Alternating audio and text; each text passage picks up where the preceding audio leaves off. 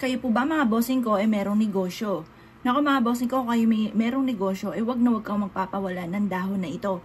Ano po ba ang dahon na ito? Ito pa mga bossing ko ay dahon ng as-is. Ang dahon ng as-is mga bossing ko ay isa sa mga pinaniwalaan na napakaswerte. Kahit yung mga lola ko dati may tinda silang mga mangga na nanggaling sa kanilang taniman. Naglalagay sila ng as-is sa kanilang mangga. At mabilis itong nauubos mga bossing ko. Ubos ng ubos ang paninda. Ngayon pa mga bossing ko, itong ating as-is ay damong ligaw lang po ito sa mga millennial dyan na hindi alam yung as-is. Marami pa nga din to sa mga bang-bang makikita nyo. Namumunga rin ito ng bilog-bilog mga bossing. Ang as-is, maaligas-gas yan. Kahit hindi ka na mga bossing ko bumili ng liha, may as-is ka lang, pwede na po yan mga boss. Ngayon pa mga bossing ko, magliha ka ng ganito sa mga kaldero ninyo. Pwede po yun, kahit di ka na bumili ng as-is kung may tanim kayong as-is.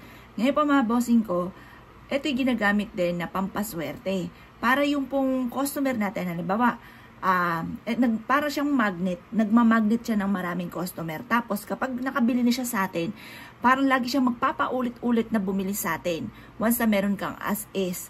Kaya maswerte po ito lalo na sa negosyo mga boss. Ngayon pa mga bossing ko, gawin nyo to kahit anong araw. Basta may negosyo ka, kumuha ka ng dahon nito. Tapos, ilagay nyo ito sa negosyo nyo. Kahit ano, kahit online, pwede po yan.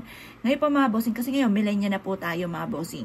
Ngayon pa mga bossing, or kaya, nagtitinda ka ng karne, nagtitinda ka ng mga gulay, prutas, or kaya sari-sari store, pwede kang maglagay ng ganito sa paninda ninyo. Or pwede kang magsabit ng ganito sa harapan ng inyo pong negosyo. Ang dulot nito ay swerte. Ngayon pa mga bossing, basta positive ka lamang, lagi niyong ima-mindset na kayo suswertihin, kailanman hindi na kayo mamalasin, lahat ng mga pangarap po ninyo matutupad. Ganun po mga boss. Ngayon pa mga bossing ko, kung kayo naniniwala at meron kang makukuhang ganito na pananim, mas maganda may tanim po kayo. Meron akong kakilala, siya po ay meron pong restaurant. Marami-rami po sila mga bossing restaurant, taniman ng mga halaman, tapos meron din po sila mga bossing ko na yung bang talyer, ayan, at saka yung mga bentahan, mga bossing ko ng mga parts ng motor, yun. Ngayon po mga bossing, walang kaabog-aboga, ang tumal lang kanilang negosyo. Hindi daw niya alam, basta hindi niya pinuputol yung parang damo doon. Yung pala as-is mga bossing. Alam niyo po ba, mentras daw lumalaki yung as-is, mas nag-grow yung kanilang negosyo. Hanggang sa yun, doon na po, pinaniwalaan nila na isa sa mga nagpayaman sa kanila ay ang as-is.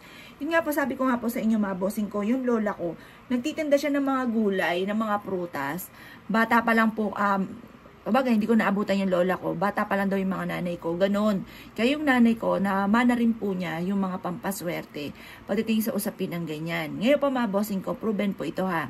Basta kung ikinaniwala sa ganito, kumuha ka na ng ganito, tapos positive lamang, lalaki yung benta po ninyo. Ganun po lagi. Lagi malaki ang benta, positive lang.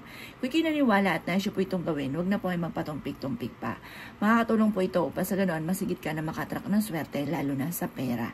Kaya kung ikinaniwala at naisyo po itong gawin, ay siya mga boss, good luck po sa inyo po lahat.